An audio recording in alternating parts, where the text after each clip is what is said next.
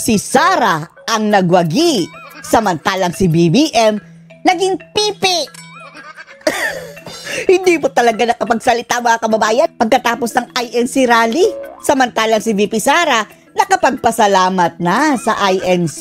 Salamat INC. Pero ito si BBM, hindi man lang ganyan mga kababayan. Yung parang pusang naapakan. Wala pong inilabas sa official statement maliban doon kay Birsamin. Dahil paano ba yan mga kababayan? Siya ang labanatan eh. Aminin nyo man sa hindi. Kung nakikinig kayo doon sa mga speeches sa INC rally mga kababayan, lahat nakasentro sa kurakutan sa gobyerno, kawalan ng direksyon, mahal na bilihin, pagtaas ng kriminalidad, gulo-gulo sa bayang ito, nakawan, kurakutan, korupsyon under the Marcos administration. Tapos, binanatan ang gobyerno ngayon doon sa mga issue under the Marcos administration. Tapos, magpapasalamat. Kaya naging pipi si BBM mga kababayan pagkatapos ng INC rally. Hindi na nakapagsalita. Panoorin nyo po ha. O eto si Sara mga kababayan, nag-thank you na. Malinaw doon mga kababayan ha, na nadepensahan po ng INC si VP Sara. Nagpapasalamat ako sa ating mga kapatid sa Iglesia ni Cristo. O nag-thank you na si Sara BBM, ikaw. Kailan ka mag-thank you BBM? Sabihin mo, oh thank you INC ha. Sa pagbanat ninyo sa kasalukuyang gobyerno na ako ang namumuno. Ay, patuloy na pagsisikap na maghatid ng pagkakaunawaan. Binanatan talaga mga kababayan. Pakinggan nyo na lang later ha. Sige, papanood natin. Although hindi talaga direktang banat, pero yun na rin ang punto. At pagkakaisa sa ating mga kababayan. Sa gitna ng tumataas na presyo ng bilihin. Sabi pa nga ni Marcoleta, ang kamatis tag-20 isa. Tag 30 na mga kababayan ang each tomato. At iba pang suliranin. Ang isang mapayapa at nagkakaisang Pilipinas ay hindi kailanman matitinag. Correct. At paulit-ulit na aahon sa gitna ng hamon. Hindi na tayo babangag, kundi aahon tayo dito sa maladiktadurang pamumuno. Muli, sa aking mga kababayan, maraming salamat. Thank you! Sa inyong malasakit sa bayan. You're welcome. Mabuhay ang sambayanang Pilipino. So sa halip na...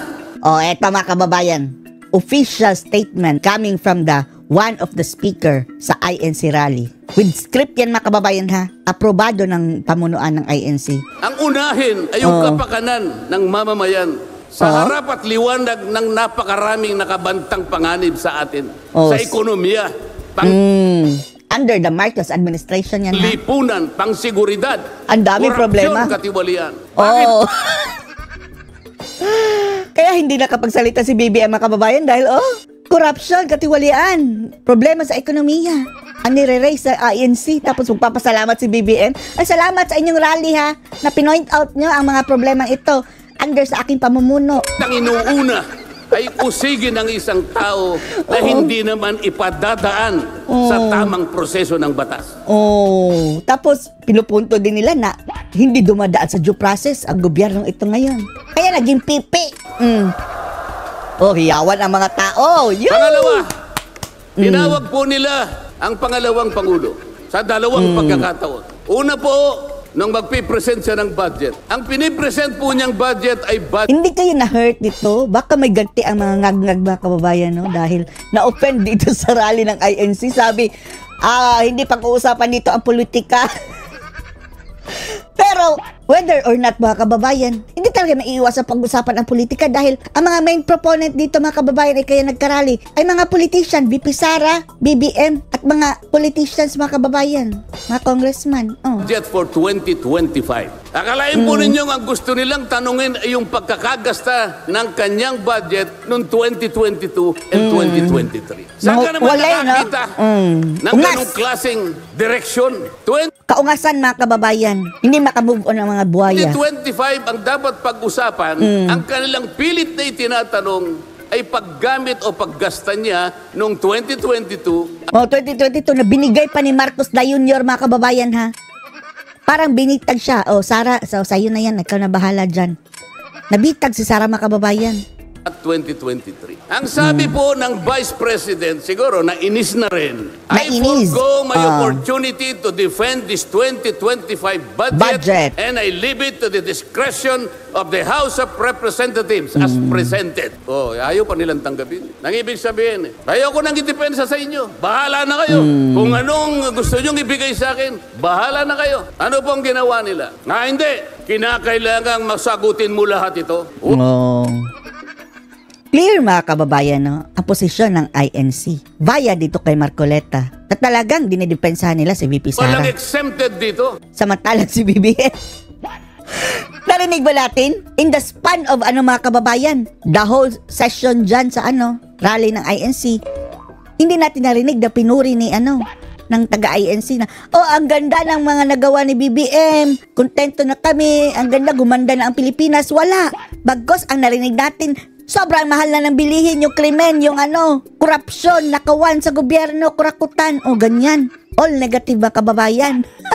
Kahit anong ngayon siya, kailangan namin tama po yung lahat po ng paggasta ng pera ng bayan ay kailangan pong suriin. Kailangan suriin. Pero, dapat lahat, pati na kay Tambalustos at kay BBM. Ngunit meron pong pagkakataon at panahon sa paggawa nito. Hindi po sa panahon ng pipresenta ng budget. So, ang ginawa po nila, tinawag uli ang pangalawang Pangulo sa isang pagdinig sa isang committee. Another hearing na naman makababayan. Good Government Committee. Tapos nung dumalo si Sara, ayaw pagsalitain.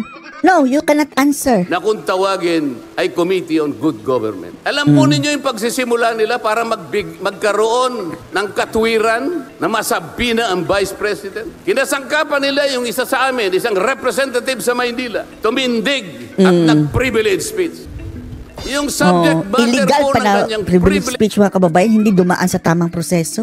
speech ay kaugnay po ng budget na pinagtatalunan na po sa plenaryo at sa committee. Sa tuntunin po ng House of Representatives, no one should avail of the privilege hour if the subject matter is related to a pending bill. Nandun na po yung bill sa baba. Pinagsalita pa po yung isa. Meaning, hindi dumaan sa proseso mga kababayan. Gitin ko po Yung taba rin na mga kababayan, kongresista. ito, nire-raise ko po. Sabi ko, wala pong katwiran ito. Kailangan po tindigan ninyo, sundin ninyo ang ating tuntunin. Kapag Correct. hindi tayo sumunod sa ating tuntunin, sinong maniniwala sa atin na tayo Wala. may karapatang gumawa ng batas para sa ikabubuti ng ating Tingin ng mga tao sa mga kongresista, mga buhaya. bansa? Correct. Ang sabi po ng chairman, noted. Saan ka naman nakakita ng ganun? Noted. Ang House of Representatives ay lugar ng pagdidebate. Lugar ng mga crocodilos Romaldos. Kung sino ang may katwiran. Kung hindi magsasalita ang chairman. At pagkatapos po, sinabi ko pa, bakit baka ako, dahil lamang sa isang manifestation ng isa sa amin, Manifestong manifeste. ginawa na naman ninyong isang motu proprio action. Yung motu proprio po ay, ibig sabihin, ang komite sa kanyang sarili ay pwedeng Kusa. mag-imbestiga sa Kusang sarili loob. niya. Pero Walang nag-request. Sila mismo ang nagkusa. ginamit nila yung manifestation ng isa sa amin. Mali manifeste. na naman po yun. Hindi po dapat ganun. Nung i-raise ko po yun, ayaw na naman po nilang pumayag. Samantalang ako po, I delivered a full privilege speech. Kahit na full privilege speech, hindi man lang po ni-refer sa committee. Samantalang yung illegal po na privilege speech, dali-daling ibinigay kagad sa Committee on Good Government. Kahit na illegal. Illegal. Kahit alam nilang mali. Ito po yung problema. So sabi ko, Mr. Chair, bakit tayo po ang sumusuri? Bakit tayo po ang nag-audit ng confidential funds ng Vice President? Bakit Take note mga kababayan, lahat ng sinabi ni Marcoleta ngayon is mayroong basbas ng pamunuan ng INC. tayo po? Hindi po ba ang minanduhan ng ating saligang batas na tanging may otoridad at kapangyarihang mag-audit at mag-examine ng lahat ng report at papeles ng pagkakagasta ng ating bansa ay ang Commission on Audit. Ni-raise ko na naman po yun. Ayaw pong sumagot ng chairman. Ang pinasasagot po sa akin ay yung hindi abogado. Sabi ko, Yung abogado, yung feeling abogado na Google lang mga kababayan ang alam. Mr. Chair, nilapitan ko po sila. Mr. Chair, wag naman pong ganito. Ilagay naman po natin sa konteksto at sa regulasyon ng ating ginagawa. Tinatanong ko po ay isang constitutional issue. Bakit ang pasasagutin mo sa akin ay hindi man lang abogado? Huwag mo naman akong insultuhin. Correct. Oh. Doon sa puntong yun, alam po ninyo, pati yung kinakain kong hopya, pinagtripan nila. Oh, nahampas tuloy niya ang hopya, mga kababayan, dahil naubos. Oh. Ang Iglesia ni Cristo ay hindi po laban sa impeachment, sapagkat ang impeachment ay itinatadhana sa saligang batas.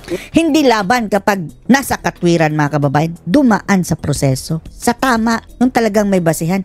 Eto, made up lang, mga kababayan, lahat. Dahil gusto nilang i-eliminate si Sara ng maaga dahil ang tambalosto sila ang kanilang papatakbo sa 2028. Ngunit, kung ang paraan ng pagsasagawa nito ay wala sa batas at wala sa tuntunin, ito na naman ay pagmumulan ng kaguluhan, pagmumulan na naman ng pagkakabahabahagi ng ating bansa. Correct. Ito po ang gusto nating iwasan. Ito po ang gusto nating iwasan. Iniimbestiga nila.